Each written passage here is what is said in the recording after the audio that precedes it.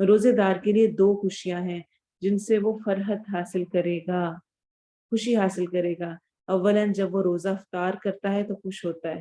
ہوتی ہے آپ کو خوشی جس وقت روزہ افطار ہوتا ہے؟ ایک خاص خوشی ہو رہی ہوتی ہے کہ اچھا اب ہم کھا سکتے ہیں، اب ہم سب کچھ کر سکتے ہیں، وہ جو پورے دن کا ایک روزہ تھا وہ مکمل ہوا، الحمدللہ ہم نے کر لیا۔ اسی طرح جب وہ اپنے رب سے ملے گا اور روزے کے بدلے میں اپنے رب سے انعام پائے گا تو خوش ہوگا۔ اتنا زیادہ ریوارڈ دیکھ کر انسان قیامت کے دن خوش ہو جائے گا کہ میرے رب نے مجھے اتنا پھل دیا اس کا، اس ایک روزہ رکھنے کا، وہ تو کچھ بھی نہیں تھا جس کے بدلے اتنا پھل مل گیا۔ تو روزہ انسان کے لیے دنیا میں بھی اور آخرت میں بھی خوشی کا باعث بھی ہے۔ پھر یہ حدیث ہمیں بتا رہی ہے کہ ریوارڈ ان گنت ہے، ہم نہیں جانتے کتنا ہے، اور اللہ کو قیامت کے دن وہ خوشبو بھی پسند ہوگی جو کہ روزے دار کے منہ سے آ رہی ہوتی تھی۔ پھر صرف یہ نہیں، روزے دار کے لیے جنت میں خصوصی دروازہ بنایا گیا ہے جس کا نام ریان ہے۔ حضرت سہل بن سعد رضی اللہ عنہ کہتے ہیں آپ صلی اللہ علیہ وسلم نے فرمایا جنت کا ایک دروازہ ہے جس کا نام ریان ہے، جس سے قیامت کے دن روزے دار گزریں گے، ان کے علاوہ اس دروازے سے کوئی دوسرا نہیں گزرے گا۔ اسے بخاری اور مسلم نے روایت کیا ہے۔ تو اگر جس نے روزے نہیں رکھے ہوں گے کیا اس کے لیے دروازہ کھلے گا؟ یا جس نے کچھ چھوڑے کچھ رکھے اور کبھی سوچا کہ ٹھیک ہے کبھی نہیں، جس نے پراپر واقعی ہی رکھے ہوں گے۔ تو اگر میں نے روزے نہیں رکھے ہوئے، خاص طور پہ یہاں پہ میں چیز یہ مینشن ضرور کرنا چاہوں گی، اگلا رمضان آنے سے پہلے جس حضرت عائشہ کے بارے میں ملتا ہے کہ وہ اپنے پچھلے روزے اسی سال میں پورے کر لیا کرتی تھی۔ اگر پورا سال موقع نہیں بھی ملتا تھا تو شعبان کے شروع کے 15 دنوں میں ضرور ان کو مکمل کرنے کی کوشش کرتی۔ اور سردیاں تو اتنی بڑی آسانی ہے ہمارے لیے، ایک ایمان والے کے لیے سردیوں میں رات کو جاگنا، رات کی نماز پڑھنا کیونکہ لمبی راتیں ہوتی ہیں آسان ہوتا ہے، دن کے روزے رکھنا یہ چھوٹے دن ہوتے ہیں آسان ہوتا ہے۔ تو ان ٹائمنگز کو اویل کرنا چاہیے۔ اگر کوئی روزے رہتے ہیں، کوئی مس ہوئے ہیں تو ان کو ضرور رکھ لیں۔ آج کل کے دن ہیں جہاں پر چھوٹے دن ہیں رکھے جا سکتے ہیں جو پچھلے رہتے ہیں۔ پھر کچھ لوگ کہتے ہیں کہ بہت سارے رہتے ہیں، تو جتنے بہت سارے رہتے ہیں ان کو رکھنا تو شروع کریں نا، ہمت کریں، اللہ تعالیٰ آپ کو انشاءاللہ آسانی دے گا۔ لیکن شروع نہ کیے بغیر ہی بس سوچتے ہی رہنا صرف وہ فائدہ نہیں دے گا۔ ابو ہریرہ رضی اللہ عنہ سے روایت ہے کہ آپ صلی اللہ علیہ وسلم نے فرمایا رمضان کی پہلی رات ہی شیاطین اور سرکش جن باندھ دیے جاتے، جہنم کے سارے دروازے بند کر دیے جاتے ہیں، ان میں سے کوئی ایک دروازہ بھی کھلا نہیں رہنے دیا جاتا، اور ایک منادی کرنے والا فرشتہ اعلان کرتا ہے اے بھلائی کے چاہنے والے آگے بڑھ اور دیر نہ کر، اور اے شر کے چاہنے والے رک جا۔ اور رمضان کی ہر رات اللہ تعالیٰ لوگوں کو جہنم سے آزاد کرتے ہیں۔ اسے ابن ماجہ نے روایت کیا ہے۔ کون لوگ جہنم سے نجات پائیں گے؟ جنہوں نے عبادت کی ہوگی، جو اللہ کے سامنے کھڑے ہوں گے، جو اللہ کو خوش کر رہے ہوں گے، وہی اللہ کے سامنے اس طرح آئیں گے، اللہ تعالیٰ ان کو جہنم سے آزاد کرے گا۔ جو کچھ کر نہیں رہا اس کے لیے جہنم سے خلاصی نہیں ہے۔ اسی طرح آپ صلی اللہ علیہ وسلم نے فرمایا، ابن ماجہ کی ہی روایت ہے، اللہ تعالیٰ ہر روز افطار کے وقت لوگوں کو جہنم سے آزاد کرتے ہیں۔ رمضان میں سیام اور قیام کرنے والا قیامت کے دن صدیقین اور شہداء کے ساتھ ہو۔ جیسے ہم نے پڑھا تھا نا سورۃ الفاتحہ میں ہم پڑھتے ہیں صراط والذین انعمت علیہم، ہمیں ان لوگوں کے راستے پہ چلا جن پر تو نے انعام کیا۔ تو انعام یافتہ لوگ کون ہیں؟ ہم نے پڑھا تھا انبیاء، صدیقین، شہداء، صالحین، یہ 4 کیٹیگریز ہیں جو کہ ایسی ہیں جس پر اللہ تعالیٰ نے انعام کیا۔ تو انبیاء ان میں سے تو ہم نہیں ہو سکتے، صالحین نیک لوگ ہیں، تو صدیقین اور شہداء کے برابر ہو جائے گا انسان اگر وہ رمضان میں سیام اور قیام کرے۔ بزار اور ابن خزیمہ کی روایت ہے، عمر بن مرہ الجہنی سے روایت ہے کہ ایک آدمی نبی صلی اللہ علیہ وسلم کی خدمت میں حاضر ہوا اور عرض کیا، یا رسول اللہ صلی اللہ علیہ وسلم، اگر میں گواہی دوں کہ اللہ کے سوا کوئی الہ نہیں، آپ اللہ کے رسول ہیں، 5 نمازیں پڑھوں، زکوٰۃ ادا کروں اور رمضان میں سیام اور قیام کروں، یعنی روزے رکھوں اور رات کی گھڑیوں میں قیام کروں، تو میرا شمار کن لوگوں میں سے ہوگا؟ آپ صلی اللہ علیہ وسلم نے ارشاد فرمایا، صدیقین اور شہداء میں سے ہوگا۔ پھر بہت مشہور حدیث ہے، کعب بن عجرہ رضی اللہ عنہ فرماتے ہیں، آپ صلی اللہ علیہ وسلم نے صحابہ کرام سے فرمایا، ممبر لاؤ۔ ہم ممبر لے آئے۔ جب نبی صلی اللہ علیہ وسلم پہلی سیڑھی چڑھے تو فرمایا آمین، پھر جب دوسری سیڑھی چڑھے تو فرمایا آمین، اسی طرح آپ صلی اللہ علیہ وسلم جب تیسری سیڑھی چڑھے تو فرمایا آمین۔ جب رسول اللہ صلی اللہ علیہ وسلم ممبر سے نیچے تشریف لائے تو ہم نے عرض کیا، یا رسول اللہ صلی اللہ علیہ وسلم، آج ہم نے آپ سے ایسی بات سنی ہے جو کہ اس سے پہلے کبھی نہیں سنی۔ آپ صلی اللہ علیہ وسلم نے فرمایا، جبرائیل علیہ السلام میرے پاس آئے اور کہا، اس آدمی کے لیے ہلاکت ہے، بربادی ہے۔ کس کے لیے؟ جس آدمی نے رمضان کا مہینہ پایا اور اپنے گناہوں کی بخشش اور معافی حاصل نہ کر سکا۔ ہلاکت، بربادی کہا گیا۔ اور اسی طرح دوسری سیڑھی پر چڑھا تو آپ نے فرمایا، جبرائیل علیہ السلام نے کہا، ہلاکت ہے اس آدمی کے لیے جس کے سامنے آپ صلی اللہ علیہ وسلم کا ذکر کیا جائے اور وہ آپ صلی اللہ علیہ وسلم پر درود نہ بھیجے۔ تو جب بھی آپ کا ذکر آئے تو ہم سب کو صلی اللہ علیہ وسلم ضرور کہنا چاہیے۔ میں نے اس کے جواب میں بھی آمین کہی۔ سوچیں، فرشتہ دعا کر رہا ہے اور نبی آمین کہہ رہا ہے، تو یہ دعا کیسے قبول نہیں ہوئی ہوگی؟ پھر جب تیسری سیڑھی چڑھا تو جبرائیل علیہ السلام نے کہا، جس شخص نے اپنے ماں باپ یا دونوں میں سے کسی ایک کو بڑھاپے کی حالت میں پایا اور ان کی خدمت کر کے جنت حاصل نہ کی، اس کے لیے بھی ہلاکت ہو۔ اپنا جائزہ لیں۔ یہ ایسے ٹاپک ہے اور یہ ایسی حدیث ہے، اس کے تینوں جو پارٹس ہیں، رمضان کے اعتبار سے، درود شریف کے اعتبار سے اور والدین کی خدمت کے اعتبار سے، یہ ایسا ٹاپک ہے جس پر ہم الگ سے پورا لیکچر کر سکتے ہیں۔ زیادہ لمبی بات تو نہیں ہو سکتی، لیکن بربادی اور ہلاکت ہی کہہ دی گئی ہے اس کے لیے، تو اس کا پھر باقی کیا بچا؟ اس پر بھی آپ صلی اللہ علیہ وسلم فرماتے ہیں، میں نے آمین کہا۔ تو اللہ تعالیٰ ہمیں رمضان کی برکتوں سے فائدہ اٹھانے کی توفیق دے۔ تجوید میں تھوڑی سی اور یاد دہانی اور تازگی کریں گے ہم انشاءاللہ۔ تجوید کو پڑھنا کیا میرے لیے فرض عین ہے یا فرض کفایہ؟ یہ سوال ہے۔ ہم نے بالکل جب 2 سال پہلے کلاس شروع کی تھی تب میں نے ان چیزوں کو ڈسکس کیا تھا، اور میں دوبارہ سے یاد دہانی کرانا چاہتی ہوں، تاکہ اگر ہمیں کوئی بھی تھوڑا سا بھی شک ہے یا ہم یہ سوچ کر بیٹھ گئے ہیں کہ نہیں میں نہیں کر سکتی یا اتنا ہی کافی ہے، اسی طرح ٹھیک ہے، تو ہم اس کو سمجھ پائیں۔ پہلے تو یہ سمجھے فرض عین کیا ہوتا ہے اور فرض کفایہ کیا ہوتا ہے۔ فرض عین ہے کہ ہر کوئی انڈیویجول جو ہے، ہر کوئی انسان پر انفرادی طور پر اکیلے وہ چیز فرض ہے، یا وہ فرض کفایہ ہے۔ کفایہ کا مطلب ہوتا ہے کچھ لوگ ادا کر دیں تو سب کا ادا ہو جاتا ہے۔ مثلا جب جنگ پہ جانا ہے تو کچھ لوگ نکل کے اگر چلے جاتے ہیں تو اس بستی کی طرف سے وہ جو ان پر ایک ذمہ داری عائد ہوئی ہے کہ وہ اللہ کی راہ میں نکلیں، وہ ادا ہو گئی۔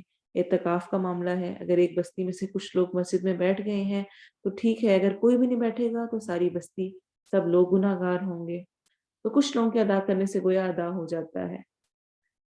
لیکن فرض عین ہر کسی کو اپنے طور پہ ادا کرنا ہے۔ مثلا میری نماز میری بہن نہیں پڑھ سکتی، میرے ہسبینڈ نہیں پڑھ سکتے، میری نماز مجھے ہی ادا کرنی ہے، تو اس کا مطلب ہے نماز فرض عین ہے۔ تجوید کا سیکھنا، قرآن کو تجوید سے پڑھنا، یہ فرض عین ہے یا فرض کفایہ؟ علماء بڑے سمپل وے میں اس کو سمجھاتے ہیں، جو کہ ہم میں سے ہر ایک کی عقل میں آ سکتی ہے اگر ہم اس کو سمجھیں۔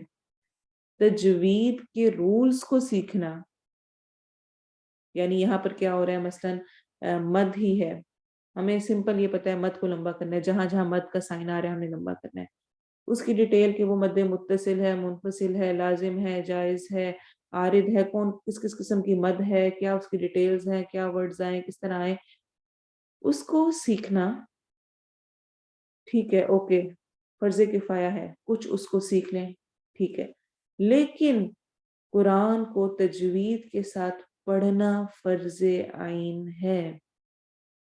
اگر آپ میں سے کسی کو، جس طرح ہم نے رولز کیے تھے، ادغام، اقلاب، اظہار، اخفا اور سب کچھ، وہ آپ کو یاد نہیں رہتے رولز، کوئی بات نہیں، لیکن اس طرح پڑھنا، تجوید کے ساتھ پڑھنا، اس کو اپلائی کرنا، یہ ہم سب پہ فرض عین ہے۔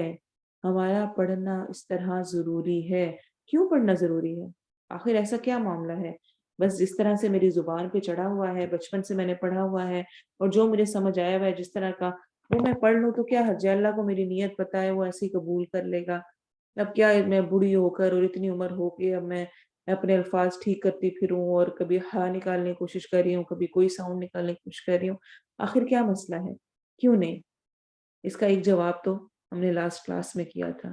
یہ حدیث کیا کہتی ہے؟ قرآن کو کیسے پڑھنا ہے؟ جیسے کہ وہ نازل ہوا ہے، جیسے اترا ہے، جیسے جبرائیل علیہ السلام نے آ کر سکھایا، پھر جیسے نبی صلی اللہ علیہ وسلم نے اپنے صحابہ کو سکھایا، اور پھر اس سے آگے جس طرح ہم تک تواتر کے ساتھ چین کے تھرو پہنچا، ویسے پڑھنا ہی قبولیت والا ہے۔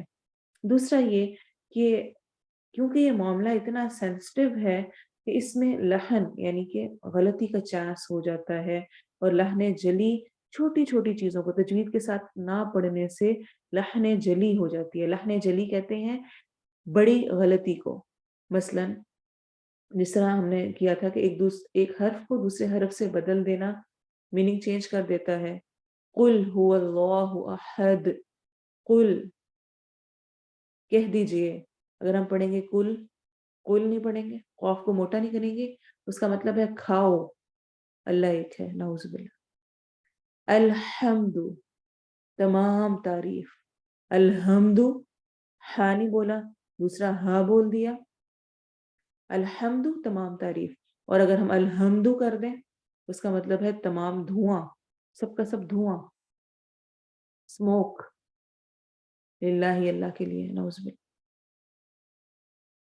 تو گویا ہم قرآن کو ہی بدل رہے ہوتے ہیں صحیح تجوید سے نہ پڑھ کے۔ جب اس کا میننگ ہی چینج ہو جائے گا تو پھر وہ تو نہیں رہے گا نا ویسا۔ پھر اسی طرح کسی حرف کو بڑھا دینا اگر تجوید سے نہیں پڑھ رہے، حرام غلطی ہے۔ نعبدو کو کیا پڑھنا؟ نعبدو، اکثر لوگ ہی مسٹیک کر رہے ہوتے ہیں۔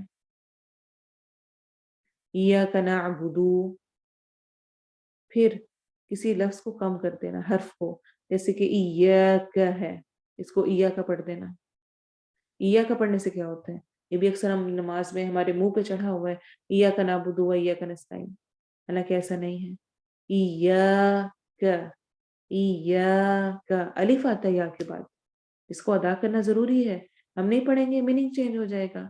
پھر ایسے ہی حرکات و سکنات کو بدل دینا، انعمت کی بجائے صراط والذین انعمت علیہم کو انعمتو پڑھ دینا، کیا میننگ کی چینج ہے؟ اب تو آپ ماشاءاللہ گرامر جاننے لگے ہیں، کافی حد تک آپ کو سمجھ آنے لگی ہے۔ انعمت انعام کیا تو نے، اور انعمتو انعام کیا میں نے، راستہ ان لوگوں کا دکھا جن پر میں نے انعام کیا، ٹوٹلی میننگ چینج ہو جاتا ہے۔ پھر ایسے ہی اہدینا کو اہدینا پڑھنا، یعنی کی بجائے ہاں پر کسرہ لگا دینا، اہدینا۔ صدقنا کی جگہ صدقنا پڑھ دینا، یا کچھ بھی اس طرح کا۔ ایسے ہی جن پر سکون ہے ان کو شد والا کر دینا، جو شد والے ہیں ان کو سکون والا کر دینا، یہ بھی حرام غلطی ہے، بڑی غلطی ہے۔ جیسے کہ ایاک کو ایاک پڑھنا، ایاک، ایاک کو ایاک پڑھنا، اور اسی قسم کی مسٹیکس۔ تو جب اس طرح کی حرام غلطیاں ہوتی ہیں تو اس سے میننگ چینج ہو جاتا ہے، اور خاص طور پہ الف واو یا مدہ، جس کو انشاءاللہ ہم اگلی کلاسز میں دوبارہ سے ایک دفعہ دیکھیں گے۔ الف واو یا مدہ کی مسٹیک سب سے زیادہ ہماری قرآن میں ہوتی ہے۔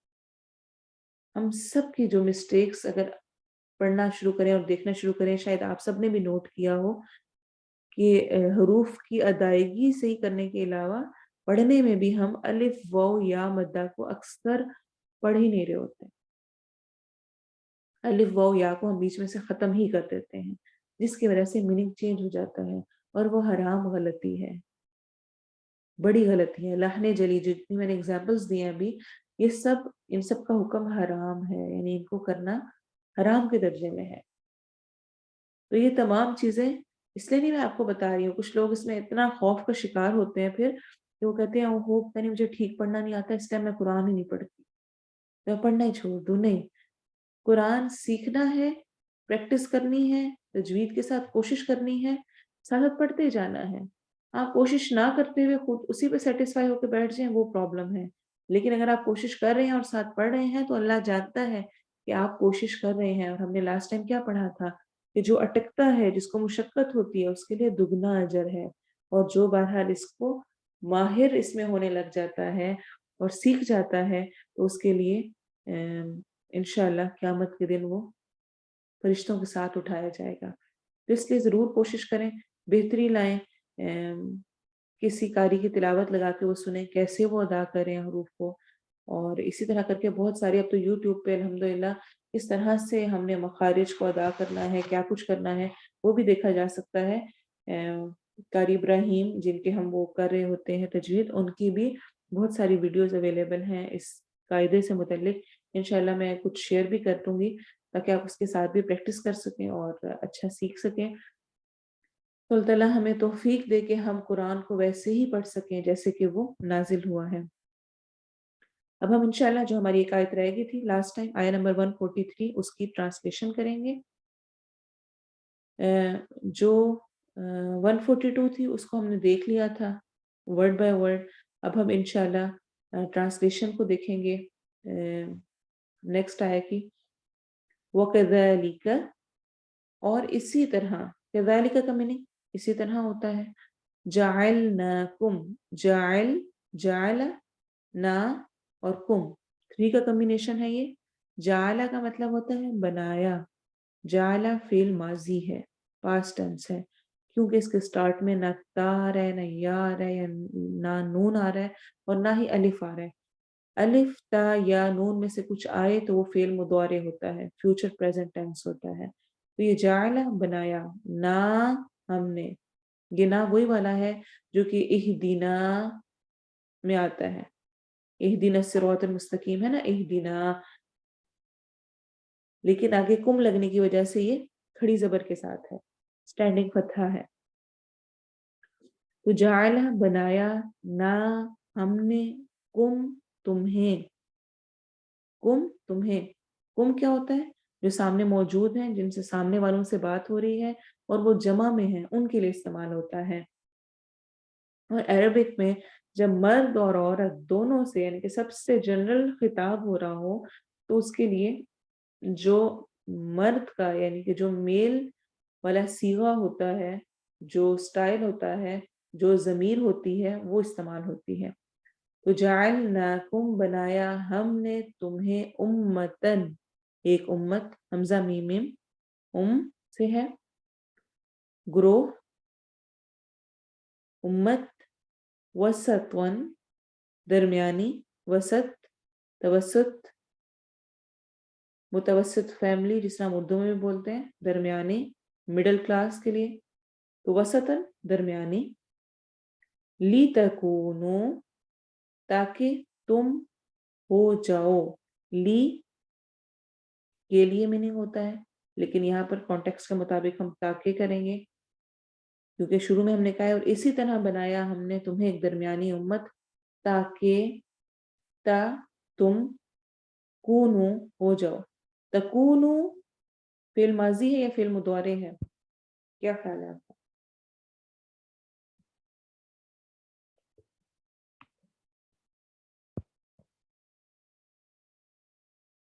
مجھے میسج میں لکھیں کہ آپ اس کو تھوڑا سا سوچیں اور بتائیں تاکہ مجھے تھوڑا سا آئیڈیا ہو کہ آپ اس کو کس طرح دیکھ رہے ہیں۔ تکونو، جی مضارع ہے، ٹھیک ہے۔ مضارع کس طرح سے ہے؟ تا شروع میں آ رہا ہے، لی تو تھا کے لیے، اور تا آ رہا ہے تم فعل مضارع کی نشانی کے طور پہ، کونو، کون روٹ ورڈ کیا ہے؟ کاف واو نون، جیسا کہ ہم جانتے ہیں، اور واو والے فینڈ پر آ رہا ہے جمع کے لیے. تو لی تکونو، تاکہ تم ہو جاؤ، شہداء، شہدا گواہ. شہدا کیا ہوتا ہے؟ دیکھنا. جو دیکھتا ہے وہی گواہی دے سکتا ہے.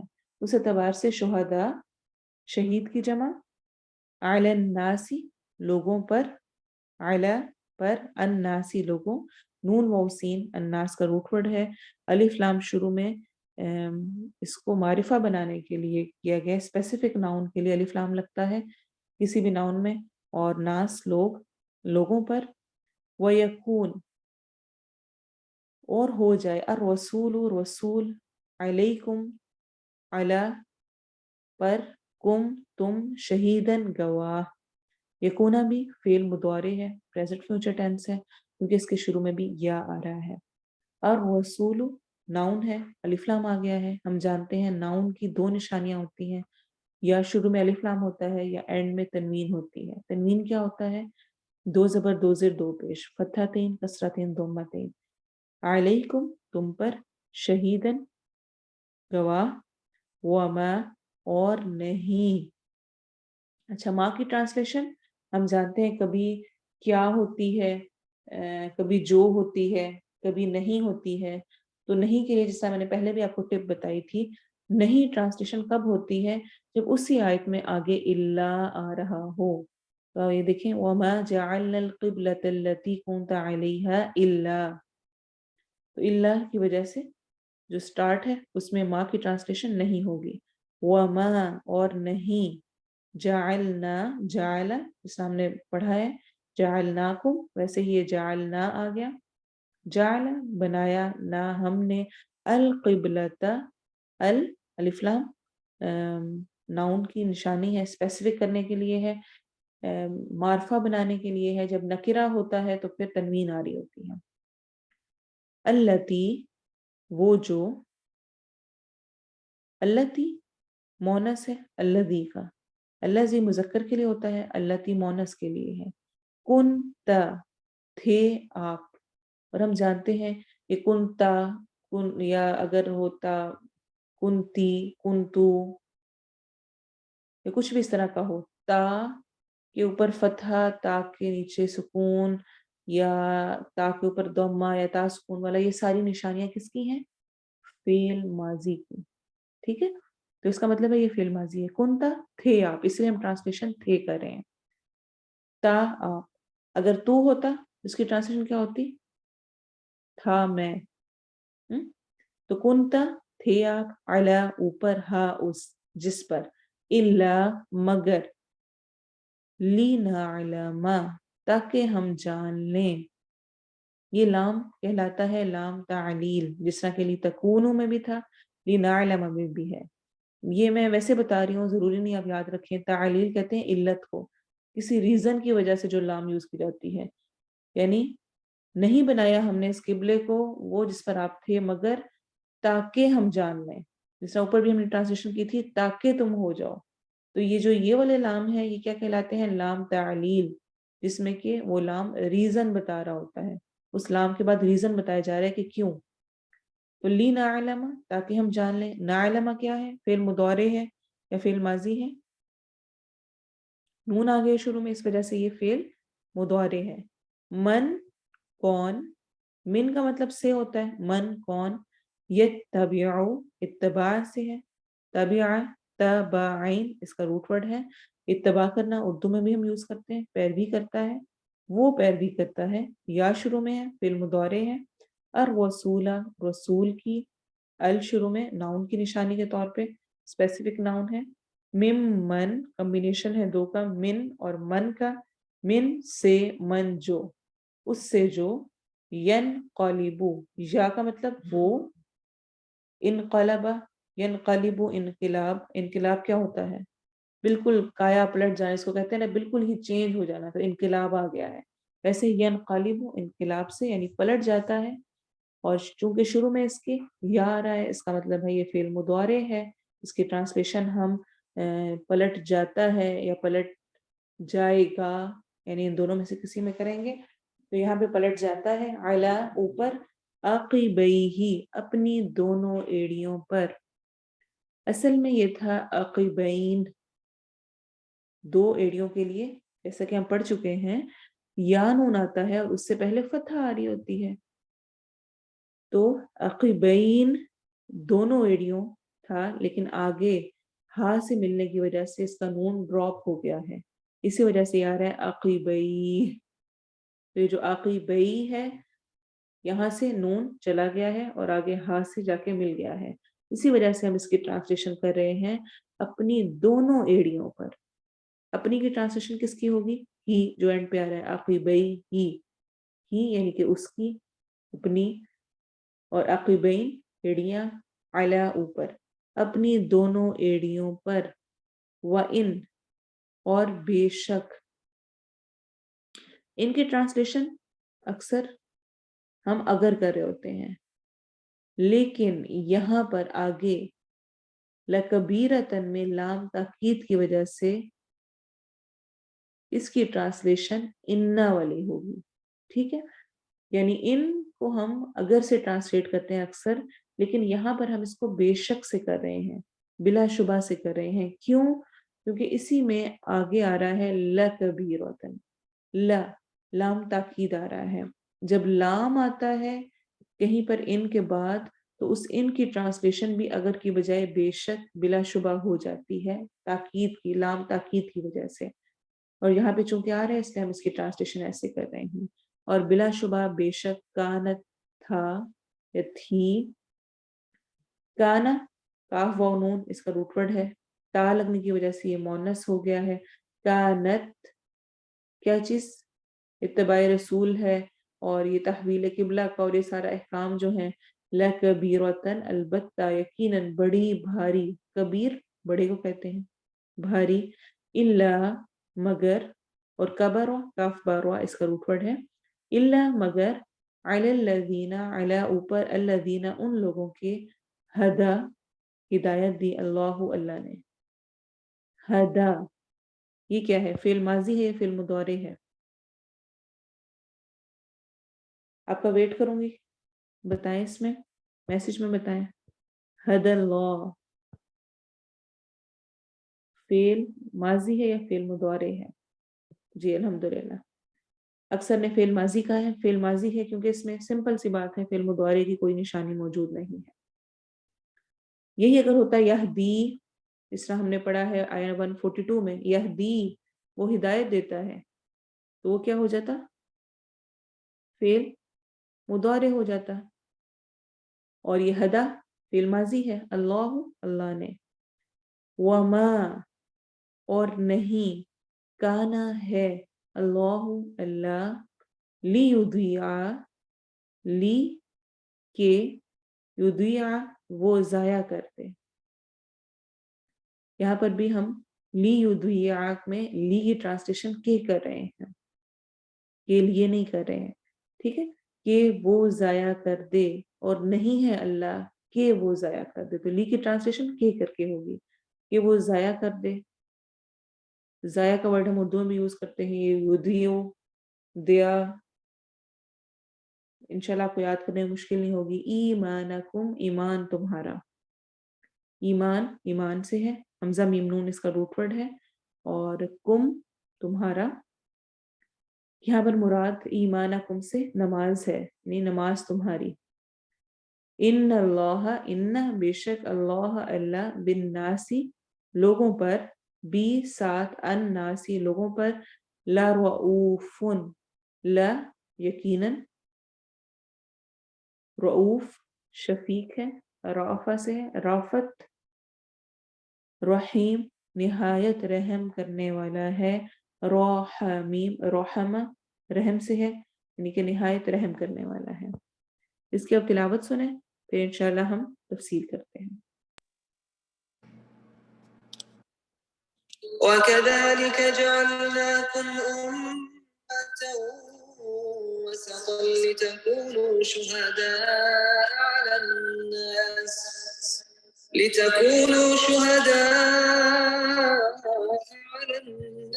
ويكون الرسول عليكم شهيدا وما جعلنا القبلة التي كنت عليها إلا لنعلم من يتبع الرسول ممن ينقلب على عقبيه وإن كانت لكبيرة إلا على الذين هدى الله وما كان الله ليضيع إيمانكم إن الله بالناس لرؤوف رحيم.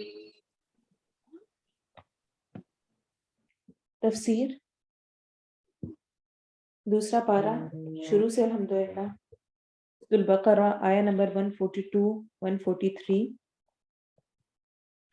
یہ آیات بہت زیادہ اہم ہیں، تحویل قبلہ سے متعلق ہیں، اور تحویل قبلہ ایک بہت اہم موضوع تھا ہماری اسلامک ہسٹری میں، اور اس اعتبار سے بھی کہ امت مسلمہ تحویل قبلہ سے آزمائی گئی تھی. اسی وجہ سے ہم اس ٹاپک سے متعلق آیات کی تکرار دیکھتے ہیں. یعنی ابھی آپ دیکھیں گے اگلے 2 رکوع میں بار بار ایک ہی بات کو مینشن کیا جا رہا ہوگا، بار بار اس چیز کو ایکسپلین کیا جا رہا ہے، بتایا جا رہا ہے، پوچھا جا رہا ہے، کہا جا رہا ہے.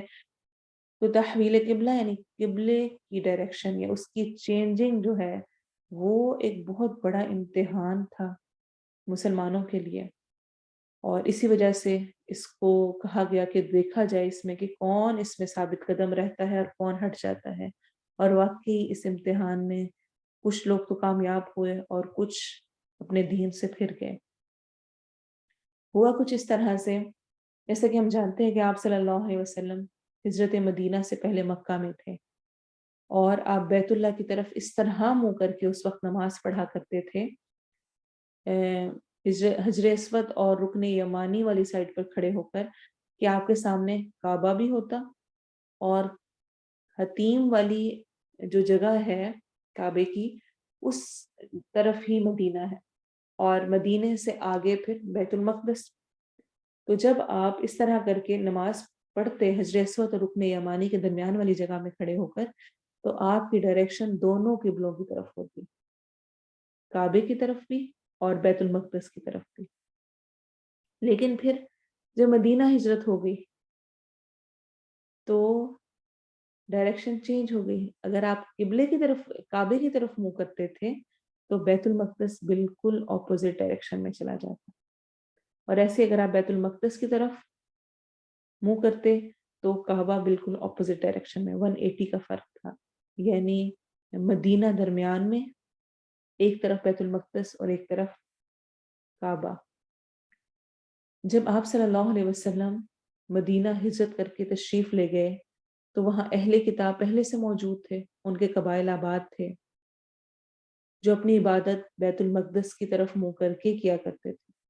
اسی وجہ سے اللہ تعالیٰ نے آپ کو بھی اسی طرف رخ کر کے عبادت کا حکم دیا، اس طرف بیت المقدس کی طرف. تو ہجرت مدینہ کے بعد 16 to 17 months آپ صلی اللہ علیہ وسلم اور آپ کے صحابہ نے بیت المقدس کی طرف رخ کر کے نماز پڑھی. لیکن یہ بات ہر کوئی جانتا تھا، آپ صلی اللہ علیہ وسلم بھی اور یہود تک بھی یہ جانتے تھے کہ اصل قبلہ خانہ کعبہ ہی ہے، کعبہ کی طرف یہ ڈائریکشن ہے. آخری نبی کی یہ نشانی تھی کہ اس کا قبلہ کعبہ ہوگا. یہود کی کتابوں میں بھی یہ لکھا ہوا تھا، موجود تھا، اور آپ صلی اللہ علیہ وسلم یہ جانتے تھے، اس لیے آپ کو شدت سے انتظار تھا کہ کب تحویل قبلہ ہوگا، اور جو میں ہمیشہ شروع سے کعبے کی طرف نماز پڑھتا ہوں میں ادھر اس طرف رخ کر کے نماز پڑھ سکوں. لیکن آپ نے جو اللہ نے حکم دیا تھا اس کو ویسے ہی فالو کر رہے تھے، اور آپ بار بار آسمان کی طرف نظر اٹھاتے، اور اس کو اگلی آیات میں بیان کیا گیا ہے کہ کب وحی آئے اور کب قبلہ چینج ہو. تو اس سارے پس منظر میں دیکھتے ہوئے دیکھیں کہ وہ ابھی تحویل قبلہ کا حکم نہیں آیا، لیکن اس سے پہلے ہی اللہ تعالیٰ آپ صلی اللہ علیہ وسلم کو اور مسلمانوں کو وارن کر رہے ہیں، بتا رہے ہیں کہ جب حکم آ جائے گا، یعنی بیت المقدس سے دوبارہ کعبے کی طرف رخ کرنے کا، قبلہ ڈائریکشن دوبارہ جب چینج ہوگی، ان کے جو 16-17 مہینے بعد ہونی تھی، تو اس وقت کے لیے تیاری کروائی جا رہی ہے. سَيَقُولُ السُّفَهَاءُ، ان قریب بیوقوف لوگ کہیں گے، من الناس، لوگوں میں سے، ما ولاہم عن قبلتہم التی کانوا علیہا، اس نے پھیر دیا انہیں ان کے قبلے سے وہ تھے جس پر پہلے موجود تھے. تو اللہ تعالیٰ نے وارن کر کے کیا کہا کہ جب حکم آئے گا تو تم دیکھو گے فتنے اٹھیں گے، بیوقوف لوگ اعتراض کریں گے، تمہارے خلاف پروپیگنڈا کریں گے، باتیں بنائیں گے، کم عقلی دکھائیں گے. تو ایک تو یہاں سے بڑی پیاری بات سمجھ آتی ہے، اعتراضات کرنے والے لوگ، دین پر باتیں کرنے والے لوگ خود ہی بیوقوف ہوتے ہیں، خود ہی نادان ہوتے ہیں، خود ہی کم عقل ہوتے ہیں، خود ہی لا علم اور جاہل ہوتے ہیں. اور ویسے بھی انسان کی بیوقوفی اور نادانی دو وجوہات کی بنا پر ہوتی ہے، یا کم عقلی ہوتی ہے، اس کی عقل نہیں اس کو سمجھ پا رہی ہوتی، یا وہ لا علم ہوتا ہے، اس کے پاس اس چیز کا علم ہی نہیں ہوتا، اس وجہ سے وہ ایسی بات کر رہا ہوتا ہے. یہود اور جو وہاں پہ لوگ موجود تھے ان کے پاس علم تھا لیکن وہ عقل استعمال نہیں کر رہے تھے. اللہ تعالیٰ کے احکامات پر اعتراضات کرنے والے دراصل خود ہی حماقت کا شکار ہوتے ہیں. جو سوال اٹھاتے ہیں، جو مذاق بناتے ہیں دین کی باتوں کا، وہ اصل میں خود ہی بیوقوفی کر رہے ہوتے ہیں، کسی اور کا نقصان نہیں ہو رہا ہوتا. اللہ تعالیٰ کیا فرما رہے ہیں؟ قُل لِلَّهِ الْمَشْرِقُ وَالْمَغْرِبُ، کہہ دیجئے مشرق مغرب دونوں کنارے جو کچھ ان کے بیچ ہے ان کے رب کا ہے، اس کا حکم ہے، اسی نے مشرق بنایا، اسی نے مغرب بنایا، وہی رخ کرنے کا کہہ رہا ہے، کبھی ایک طرف کبھی دوسری طرف. تو اس میں کیا پریشانی کی بات ہے؟ یہدی من یشاء الی صراط مستقیم، وہ ہدایت دیتا ہے جسے وہ چاہتا ہے سیدھے راستے کی طرف. تو جسے وہ چاہتا ہے ہدایت دیتا ہے، رہنمائی کرتا ہے سیدھے راستے کی طرف. تو کبھی بھی کوئی ایسے حالات پیش آتے ہیں اس میں یا تو انسان ہدایت پر آ جاتا ہے اور یا تو وہ بھٹک جاتا ہے. یہ آیت ہمیں بہت ساری باتیں سمجھا رہی ہے، بہت اہم آیت ہے، خاص طور پہ دین کا کام کرنے والوں کے لیے، دین پر چلنے والوں کے لیے. کیا؟ ایک تو یہ کہ یاد رکھیں اللہ تعالیٰ کا علم کامل ہے، مکمل ہے. اللہ تعالیٰ مستقبل کی خبر دے رہے ہیں، آئندہ ایسا ہونے والا ہے، یہ نہیں کہ ہو چکا ہے. یہ تحویل قبلہ سے پہلے تیار کیا جا رہا ہے، آیات نازل ہوئی ہیں کہ ایسا پیش آئے گا، اور جو بیوقوف ہوں گے وہ اس پر اعتراض کریں گے، باتیں بنائیں گے. تو اللہ کو ماضی، حال، مستقبل ہر ایک چیز کا علم ہے. پھر اللہ کی راہ پر چلتے ہوئے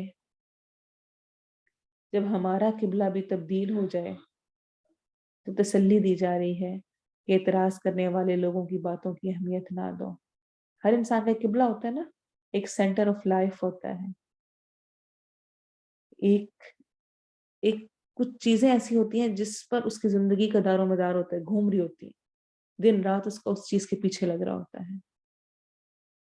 اور کیا ہوتا ہے جب انسان اپنا وہ دنیا داری والا جو قبلہ اختیار کیا ہوتا ہے، دن رات جو دنیا کے پیچھے بھاگ رہا ہوتا ہے، اس کو چھوڑ کر جب اپنا قبلہ تبدیل کرتا ہے، جس طرح ماشاءاللہ ہم سب پڑھے ہیں قرآن، اور قرآن پڑھتے ہوئے ہمارا قبلہ چینج ہونے لگتا ہے، ہمارا سینٹر آف لائف چینج ہونے لگتا ہے، ہمارے دن رات کی روٹین چینج ہونے لگتی ہے. تو کیا ہوتا ہے؟ کوئی نوٹس کرتا ہے؟ بہت سارے لوگ کرتے ہیں. پہلے تو زیور کپڑوں اور ان چیزوں کا شوق تھا، اور ادھر اور ادھر پارٹیز اور یہ اور وہ، اور اب اس کا پڑھنا پڑھانا اور اس کی وہی چیزیں، اور اب تو بالکل ہی یہ کچھ اور ہی ہو گئی، بالکل قبلہ چینج ہو گیا. اور پھر بہت سارے اعتراضات کیے جاتے ہیں، تم اس وقت میں بہت کچھ کر سکتی ہو، اپنا خیال کرو، کچھ بچوں کو ٹائم دو، شوہر کے بہت سارے حقوق ہیں، گھر کی تمہاری ذمہ داریاں ہیں، تم کیا یہ پڑھنے پڑھانے اس عمر میں بیٹھ گئی ہو، چھوڑو بس، اور بہت کچھ. اللہ تعالیٰ کیا کہہ رہے ہیں؟ قبلہ چینج کرنے پہ اعتراض کرنے والے they are foolish ones. اصل میں وہ خود بیوقوف ہیں، انہیں اس کا پتہ ہی نہیں، وہ اس کا کیا ٹیسٹ جانے، انہوں نے چکھا ہی نہیں ہے. جس نے قرآن پڑھا ہی نہیں ہے انہیں کیا پتا اس قرآن پڑھنے میں کتنا سکون ہے، کتنا مزہ ہے، کتنی خوشی ہے، کتنی راحت ہے، نہ صرف اس دنیا میں بلکہ آخرت میں بھی۔ پھر دوسرا یہ ہمیں بتایا جا رہا ہے کہ اعتراضات کا جواب دینا ضروری نہیں ہوتا۔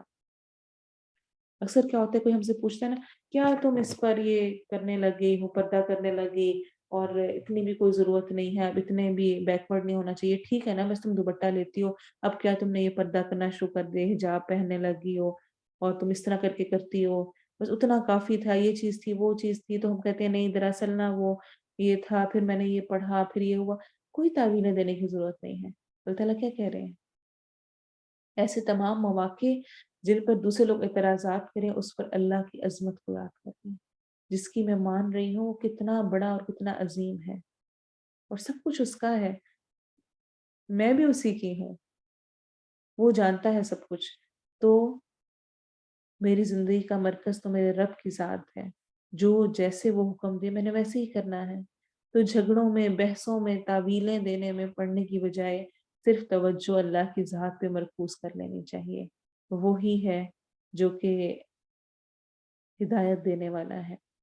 مومن کا سینٹر آف لائف اللہ تعالیٰ کی ذات ہوتی ہے، اس کے لیے زندگی کوئی مشکل نہیں ہوتی، کیونکہ وہ لوگوں کے کہنے پہ نہیں چل رہا ہوتا، وہ اپنے رب کے کہنے پہ چل رہا ہوتا ہے۔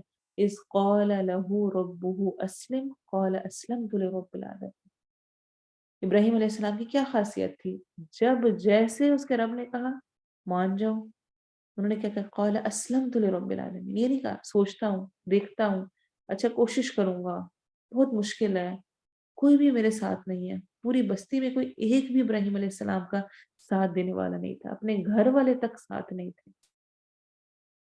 ہوتی ہے نا، ہمیں مشکل لگتی ہے سب کے درمیان، باقی دیکھو تمہارے تو گھر والے سارے کرتے ہیں نا، میرے گھر میں کوئی بھی نہیں کرنے والا، دین پر چلنے والا نہیں، میں کیسے کروں، میں کیا کروں؟ اذ قال له ربه اسلم قال اسلمت لرب العالمین۔ تو جو آپ صلی اللہ علیہ وسلم اور آپ کے صحابہ تھے، ان کے لیے کچھ بھی مشکل نہیں تھا یہ کرنا، ان کے لیے کعبہ کی ڈائریکشن چینج ہونا نو پرابلم، اللہ نے جو حکم دیا، جس طرف دیا، جیسے دیا، الحمدللہ سمعنا و اطعنا، مومنانہ رویہ بھی یہ ہوتا ہے، سنا ہم نے، جان لیا ہم نے۔ پھر اس سے یہ بات بھی یاد رکھیں، لوگ کسی حال میں راضی نہیں ہو سکتے۔ سوری، پہلے یہود کا کہنا تھا کہ اگر دین ابراہیمی پر ہے یہ، تو اس کا قبلہ کیوں بدلا؟ اگر محمد صلی اللہ علیہ وسلم یہی کہتے ہیں کہ وہ دین ابراہیمی پر ہیں، تو اب یہاں مدینہ آ کر انہوں نے بیت المقدس کی طرف کیوں رخ کر لیا ہے؟ دین ابراہیمی کے مطابق تو اصل قبلہ کعبہ تھا، اور اگر نہ کرتے بیت المقدس کی طرف، تب بھی یہ کہتے ان کا قبلہ تو کوئی اور ہے، ہمارا کوئی اور ہے، ہماری کوئی مماثلت نہیں، ملتا جلتا نہیں ہے، تو اس لیے ہم نہیں فالو کر رہے۔ جب ان کا قبلہ فالو کر لیا گیا تاکہ ان کو تھوڑی سی قریب آئیں اہل کتاب، انہوں نے اعتراض کیا، لو یہ کیا بات ہوئی؟ اگر یہ واقعی دین ابراہیمی پر ہے، پھر اس کا قبلہ تو کعبہ ہونا رہنا چاہیے تھا، یہ کیوں ہماری طرف رخ کر لیا؟ اور اب جب بیت المقدس سے چینج ہو کر دوبارہ واپس کعبے کی طرف جا رہا ہے، تحویل قبلہ ہو رہا ہے، تو پھر یہ اعتراض کر رہے ہیں ما ولاہم عن قبلتہم التی کانوا علیہا، ان کو کیا ہوا ہے، اب یہ کیوں پھر کے دوبارہ کعبے کی طرف چلے گئے؟ تو لوگ کسی حال میں راضی نہیں ہوتے، یاد رکھیں، یہ ہماری بہت بڑی غلط فہمی ہوتی ہے کہ ہم لوگوں کو راضی کرنے کی کوشش میں لگے رہیں، لوگوں کو راضی کرتے ہوئے رب کو بھی ناراض کر کے بیٹھ جاتے ہیں، اور لوگ تو راضی ہوتے ہی نہیں۔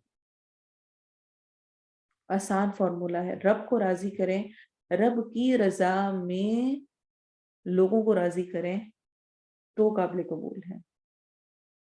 دوسروں کا خیال کرنا، دوسروں کے لیے کچھ بھی کرنا، کسی بھی طرح کا دوسروں کی پرواہ اس وقت کریں جب اللہ کا بھی حکم ہے اس پرواہ کو کرنے، جب نہیں ہے تو پھر نہیں۔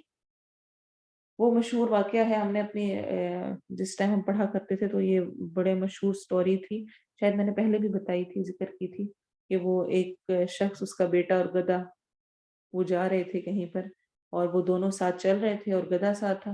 لوگوں نے کہا کتنے بیوقوف ہیں، سواری ساتھ موجود ہے اور پیدل چلنے لگے ہوئے ہیں۔ تو باپ نے ایک بیٹے سے کہا اچھا تم بیٹھ جاؤ گدھے کے اوپر، بٹھا دیا، تھوڑا اور آگے گئے، انہوں نے کہا دیکھو ذرا بیٹا کیسا ہے، جوان ہے، خود اس پہ بیٹھا ہوا ہے، اور بوڑھے باپ کو پیدل چلایا ہوا ہے۔ تو بیٹے نے خود اتر کے باپ کو بٹھا دیا، باپ بیٹھا آگے گئے تو انہوں نے کہا دیکھو ذرا باپ خود چڑھ کے بیٹھا ہوا ہے، بیٹا چھوٹا کم سن سا ہے تو اس کو ساتھ کیا ہوا ہے، اس کو بٹھا کر اس نے پکڑ کے اس کو بھی ساتھ بٹھا لیا، دونوں بیٹھ گئے اب گدھے پر۔ تھوڑا سا اور آگے گئے تو لوگوں نے کہا دیکھو ذرا کتنے ظالم ہیں، بیچارہ گدھا اتنا وہ ہے اور اس کے اوپر اتنا بوجھ لاد کے دونوں چڑھ کے بیٹھے۔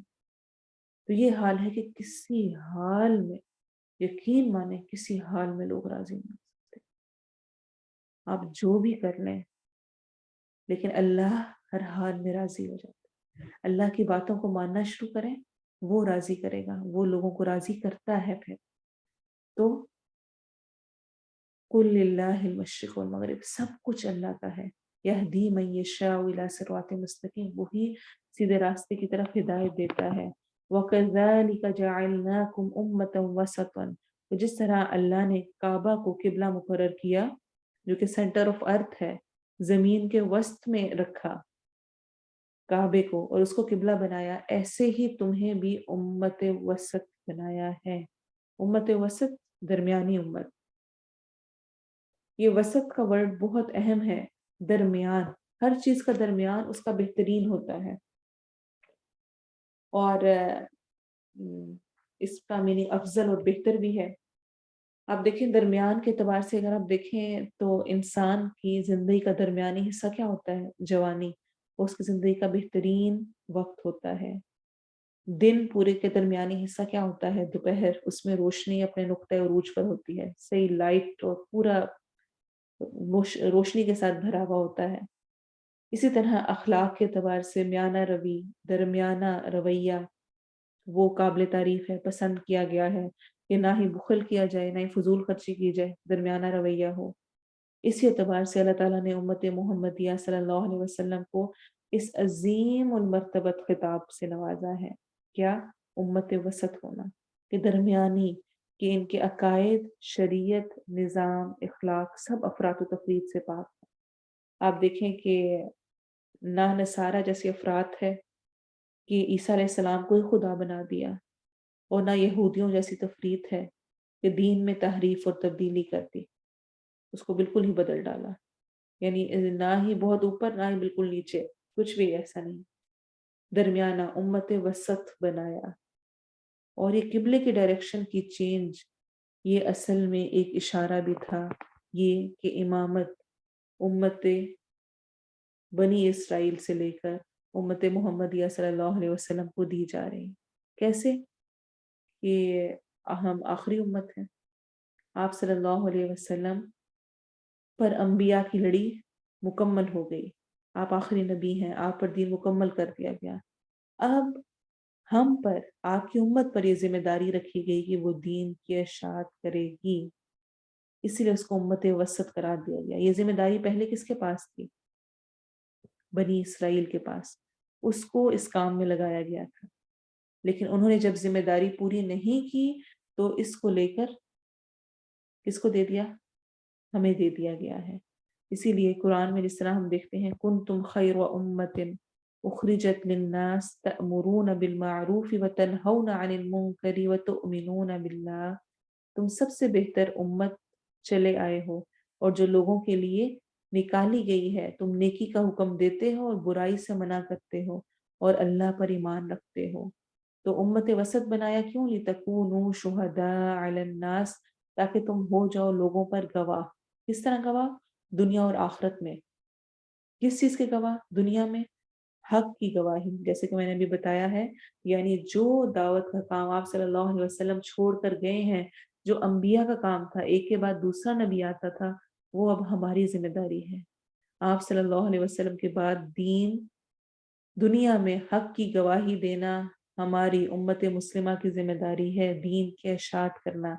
تو یہ ہے تم گواہ بنو علی الناس، لوگوں پر دنیا میں، اور آخرت میں باقی امتوں پر بھی گواہی کہ ان کے انبیاء نے انہیں پیغام پہنچا دیا تھا۔ کس طرح سے؟ جس طرح کہ حدیث میں آتا ہے، اور خاص طور پہ حدیث میں نوح علیہ السلام کا ذکر آیا ہے. آپ صلی اللہ علیہ وسلم نے فرمایا نوح علیہ السلام اور ان کی امت آئے گی تو اللہ تعالیٰ فرمائے گا تم نے پیغام پہنچا دیا تھا. نوح علیہ السلام کون ہے یاد ہے آپ کو؟ جنہوں نے 950 سال تبلیغ کی. 950 950 ایئرس. اور وہ ایسی دعوت تھی کہ ہر طرح سے سورہ نوح اگر آپ پڑھیں کہ میں نے ان کو رات کو بلایا, میں نے ان کو دن میں بلایا, میں نے ان کو خفیہ بلایا, میں نے ان کو اعلانیہ بلایا, ہر ٹپ وہ کہتے ہیں, میں نے انداز استعمال کیا اپنی قوم کو بلانے کے لیے, لیکن اس نے نہیں سنا. نوح علیہ السلام کی پوری ڈیٹیل ہمیں ملتی ہے کیسے انہوں نے عبادت کی, اور وہ بھی جب قیامت کے دن آئیں گے.